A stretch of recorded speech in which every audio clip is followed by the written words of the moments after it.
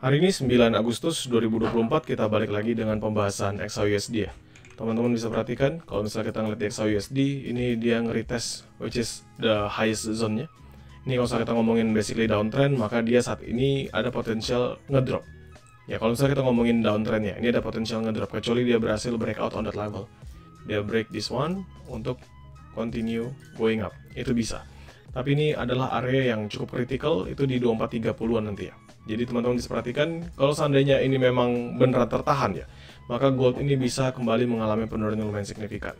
PDH, PDL, nothing to be worry about. Karena apa? Karena previous daily high-nya sudah dimakan, jadi dia sudah ngambil extra liquidity. Dan kondisi saat ini yang kita bisa perhatikan adalah, kalau misalnya kita tarik garis, ada retracement ya, ada retracement. Walaupun teman-teman lihat kemarin penguatannya cukup signifikan sih, di level penguatannya sangat amat signifikan ya. Karena penguatannya sangat amat signifikan ini, dia open dari 2383, dia close-nya di 2427. Itu totally strong. Saya bilang ya, ini totally strong bullish, dan saat ini dia nge-retest, melambat kembali. So, apa yang kita lakukan sekarang? Ya, kalau misalnya memang dia nggak berhasil breakout sampai 2430-an, maka gold ini masih akan mengalami penurunan ya. Karena still within the downtrend minornya. Sekarang kita balik ke Oanda, saya tunjukin di H4. Ya, di sini sekarang teman-teman bisa perhatikan di H4 ada rejection dalam beberapa zone berkali-kali ya. Saya ubah jadi garis, teman-teman lihat di level. Ini ada rejection, selalu terjadi rejection di sana. Saya besarkan biar teman-teman bisa melihat. Ya, rejection, saya ubah jadi candle, teman-teman bisa tahu nih rejection di berapa, di 2427. 2427. Ya, ada rejection dengan ada pengambilan sedikit liquidity di atas sampai ke 2429 sih. Ya, 2429. Jadi menurut saya kalau misalnya saya harus nge-sell lagi, ini adalah area sell saya sih, 2429, 2427 ini.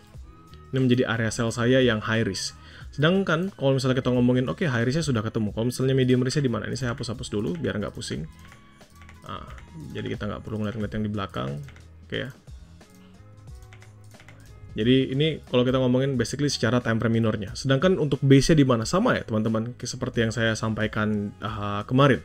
Bahwa 2416, 2418 itu adalah base yang kuat. Base yang memang mempertahankan pergerakan dari gold.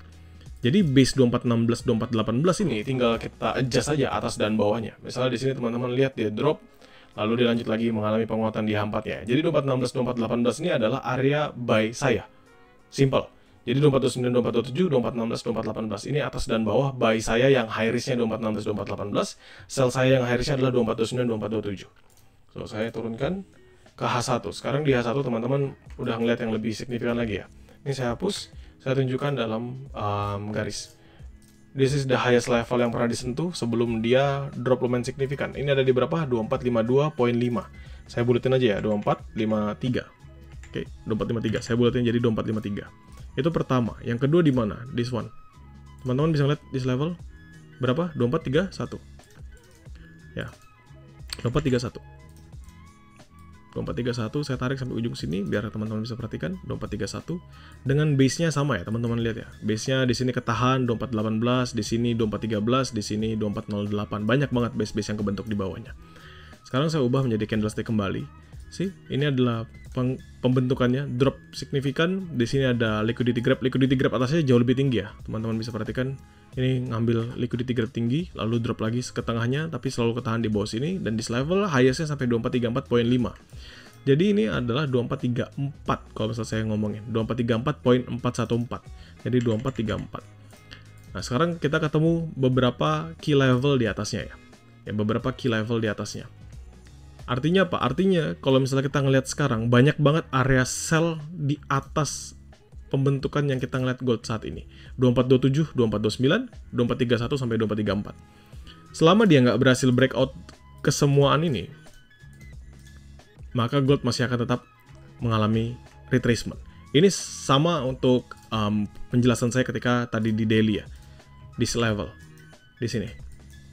Oke, selama area tersebut nggak berhasil di breakout, selama penurunan downtrend ini nggak berhasil di breakout, ini sampai 2435 bahkan di sini, maka gold itu masih akan mengalami downtrendnya. Jadi potensial dia drop lumayan signifikan tuh masih ada teman-teman, termasuk drop-drop yang lumayan besar seperti ini. Jadi turun seperti ini. Nah, sekarang kita ngomongin Jumat ini apakah ada news atau enggak ya dari US dollar. Ternyata nggak ada. sih teman-teman ngeliat ini hari Jumat 9 Agustus, apakah ada news? Nggak ada. USD tadi aja 30 year bond auction, teman-teman lihat 4314, 4405, harusnya ini ada dorongan buyer yang lebih kuat ya. Kenapa saya bilang dorongan buyer yang lebih kuat? Karena penurunan yield itu bisa memberikan katalis positif bagi gold, itu satu. Yang kedua, nanti akan ada Jerman CPI, itu jam 1 siang, jadi teman-teman yang trade di euro be careful, dan selebihnya nggak ada. Oke, teman-teman nggak akan ngeliat yang lainnya. Sehingga kalau di sini kita ngomongin secara teknikal, this level tuh harus mempertahankan selama dia nggak break 2435. Ini di daily ya, 2435 nggak break, it's still another bearish momentum.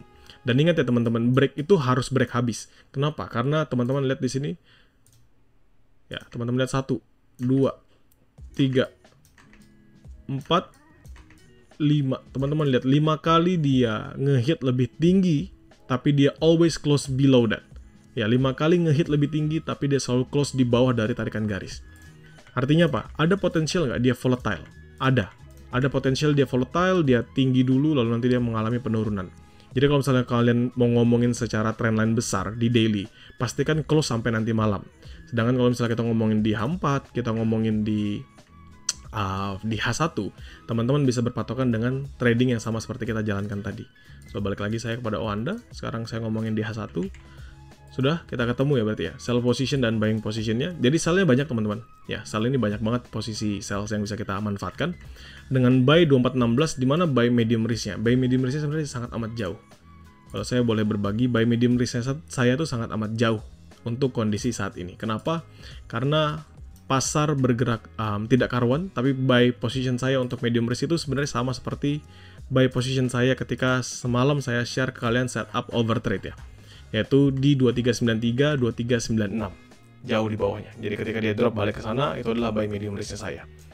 Oke, sekarang kita ngomongin dalam lower time frame. Kita ambil M15, kita ambil M5. Di M15 teman-teman ada ngeliat satu hal yang lucu atau satu hal yang menarik on this level. Ketahan sih, ketahan lama, turunin dikit. Nah, dia ketahan lama di sini ya teman-teman, bisa perhatikan nggak ada perubahan sama sekali. Artinya apa? Ini mungkin bisa dijadikan area buy scalping 24, 20, 24, 19. Zonanya sebatas 10 pips saja untuk buy scalping. Sedangkan kalau misalnya kita ngeliat di M5 sih teman-teman bisa perhatikan dia ketahan di sana, nggak ada breakout sama sekali. Tapi melihat penurunan yang lumayan signifikan di sini, kemungkinan besar buy scalping ini bisa di breakout mungkin dalam penutupan H1-nya. Oke.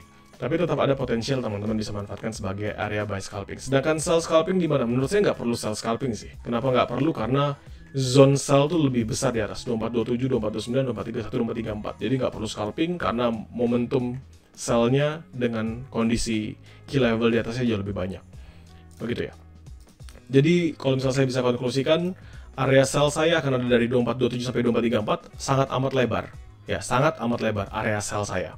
Tapi yang bisa saya pastikan kepada teman-teman adalah saya akan masuknya bolak-balik. Jadi 2427, 2429, kalau dihabisin 2429, dia drop profit 2426, atau misalnya balik 2427, saya bisa BE+, 2425 profit keseluruhan, saya close, saya hold 2429, lalu nanti jika dia ngehit kembali sampai 2434, saya akan entry, sell kembali. Begitu. Sedangkan di mana sell medium risk-nya jauh, di 2453. Jadi dia hit 2450 ke atas, which is kalau misalnya dari harga sekarang, itu 300-an pips naiknya ya. Kalau misalnya dia dari harga sekarang, berarti 300-an pips. Jadi sangat amat jauh kalau saya harus ngambil medium risk-nya. Karena hari ini nggak ada news, tapi tetap aja teman-teman need to be careful. Kenapa need to be careful? Pertama karena 30-year bond auction-nya ini mengalami penurunan. Kemarin kita tahu 10-year bond auction mengalami penurunan. Sehingga potensial buy itu jauh lebih besar ke depannya masih ada. So be careful. Di H4 tadi teman-teman perhatikan ya, kalau misalnya bullish-nya strong, ya jadi dalam time frame lebih besar bullish-nya strong, tapi di H1 ada potensial pembalikan. Walaupun di sini teman-teman lihat MACD-nya dead cross dan RSI-nya sudah mau mengalami penurunan, tapi sebenarnya still there's a potential for buyer. Kalau saya anggap kapan dia akan drop lumayan signifikan, lumayan jauh ya teman-teman ya. Ketika dia berhasil break balik di bawah 2416, 2418 inilah baru saya anggap bahwa gold itu akan membentuk base baru, penurunan di area bawahnya seperti ini. Ini tinggal disesuaikan aja. Jadi akan drop pelan-pelan turun untuk ambil yang lebih jauh sampai ke 2396 kita.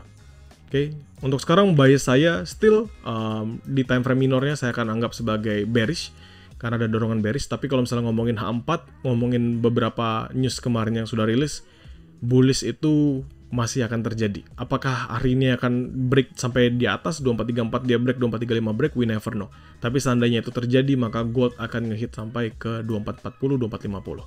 Semoga kalian paham, jadikan ini sebagai referensi dan nanti kalian sesuaikan dengan metode trade yang kalian jalankan.